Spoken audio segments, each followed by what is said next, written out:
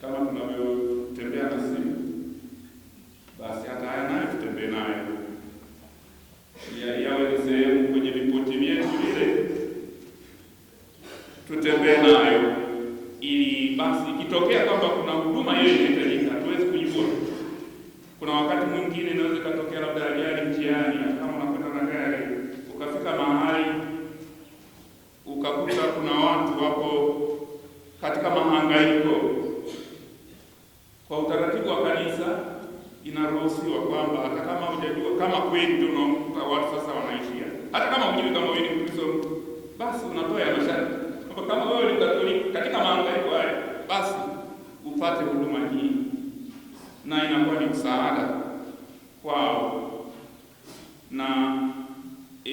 tunapoyatumia basi huduma hiyo iweze kufika kwa waamini.